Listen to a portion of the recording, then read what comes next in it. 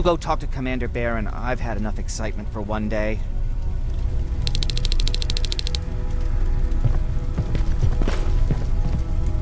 Hey, glad to see you alive. Thanks for sticking your neck out for us. I wanted to tell you that, you know, just in case. Hey, are you alright? We just got the news about the attack. They're getting closer, aren't they? Stay still. Don't move. Thanks for getting us out of there, Sergeant.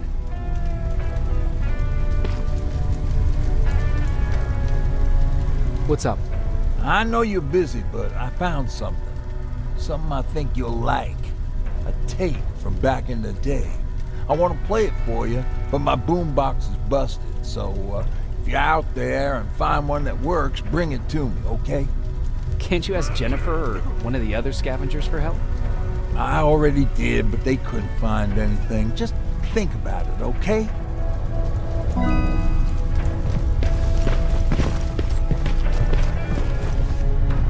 Jacob,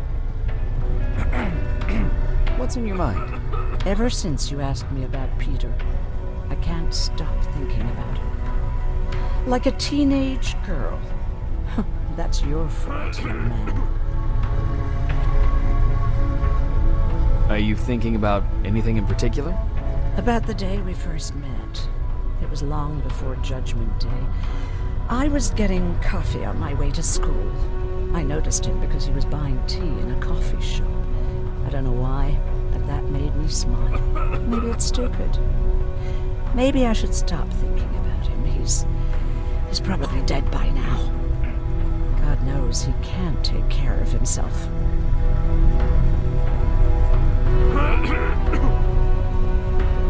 Do you want to find it? Sometimes I think I should drop everything and go. I would get an earful from Baron, but she's nothing I can't handle. Anyway, what I didn't tell you before is that during Judgment Day, I lost a child. Our child. I don't know if it would have happened anyway, but I like to blame the machines for that. I think that Peter felt with Taylor we were given a second chance. God, he's still out there waiting for me, isn't he? Probably sitting in his rocking chair back in our house in Hollywood Hills. Oh, where the hell are you, Peter? How are the wounded doing?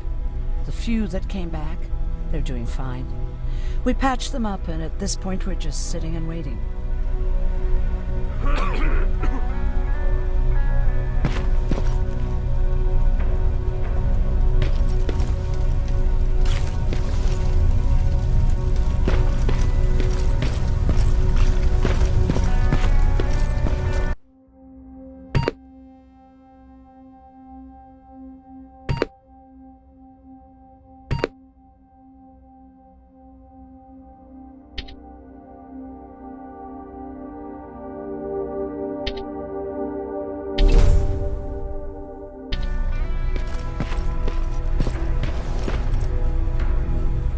Rivers, you want to explain to me what the hell happened? We lost downtown. I know that much. But how's that possible? What happened to our defense systems? Alvin says one of our soldiers came with an order directly from you to reset the target settings for non-lethals. He said what? Alright. This is what I want you to do. Find whoever is responsible for sending that order. All the messengers have GPS tracking, so we're keeping tabs on their location. Find them and bring them to me. Understood.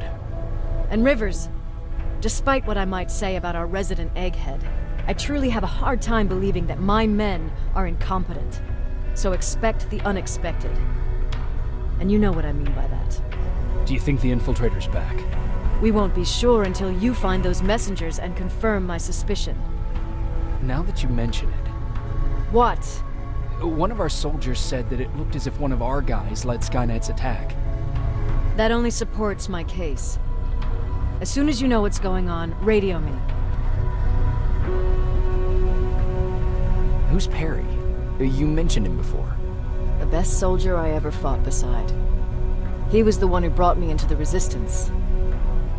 It's actually a funny story. Years ago, when I was just a kid, I saw a Skynet drone attacking some guy. Without thinking, I grabbed a rock and jumped on it. The guy was screaming the whole time while I beat the metal to the ground. Only when I was done did I realize he was trying to stop me. You killed a drone with a rock? I was young and stupid. Thank God the drone wasn't really armed, otherwise I wouldn't be here to tell you the story. He was a resistance scientist, and that drone was one of his projects. So you can imagine he wasn't too happy when I smashed it to pieces. But he wasn't alone. There was this huge guy with a rifle on his shoulder, almost choking with laughter.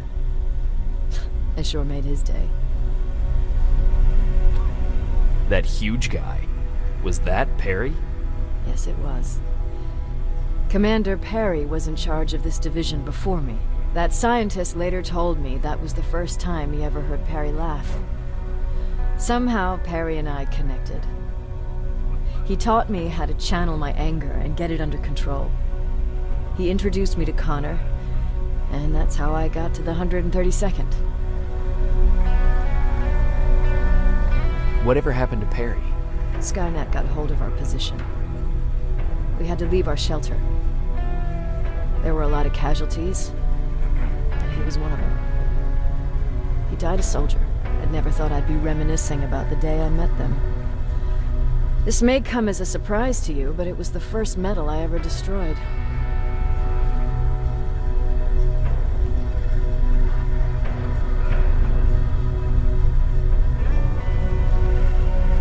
I'm not surprised. You were still just a kid. That doesn't mean I didn't have a kill count back then. It just consisted of people. But that's a different story. You want me to break radio silence? They have a head start on us. At this point, we can't afford to lose any time.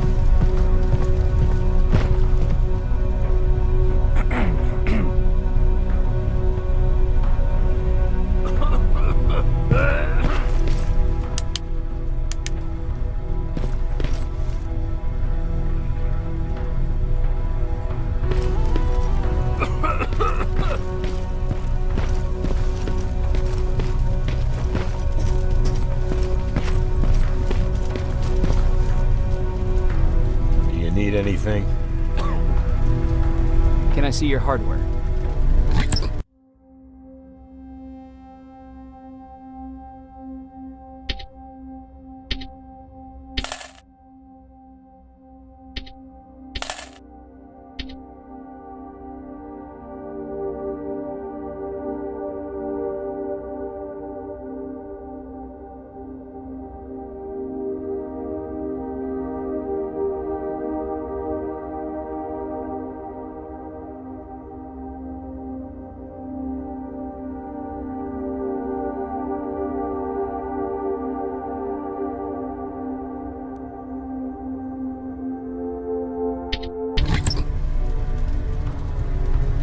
Can I see?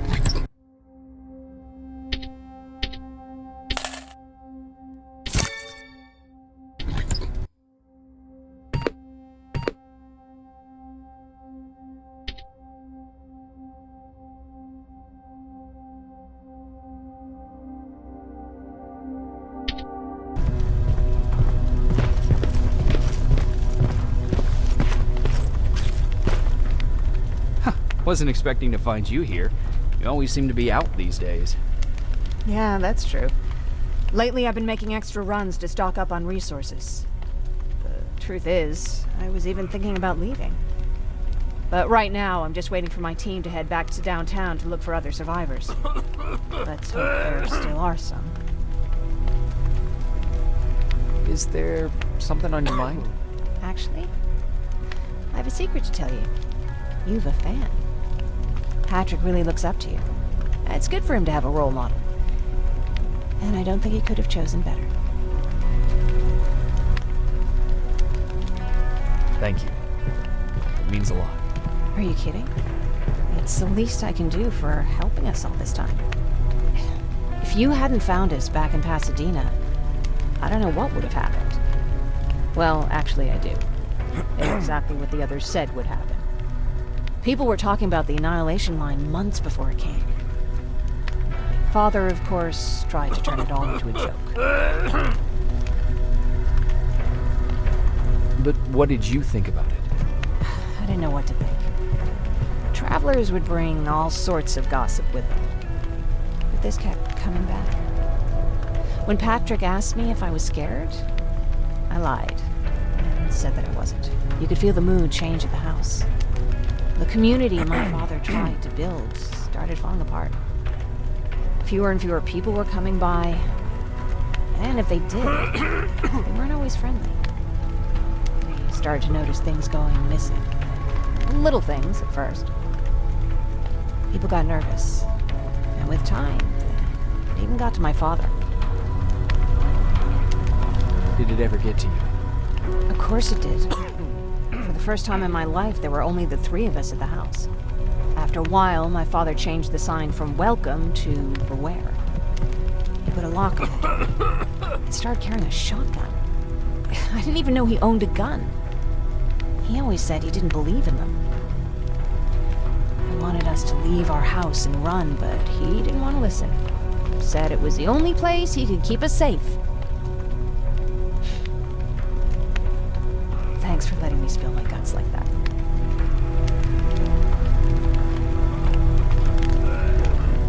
Why did you want to leave? In the face of what's going on now, it will sound stupid, but it just got to be a bit much, you know? With Patrick hurt, I started to wonder if I'm even doing him any good by sticking around. I've been trying to protect him all this time, but I couldn't. I've proven that much already. First in Pasadena, then at our hideout. I was thinking that maybe he'd be safer here at the shelter. But don't worry, I changed my mind since. I see that Patrick's doing better. He is. He's a fighter. Certainly has more courage than I do.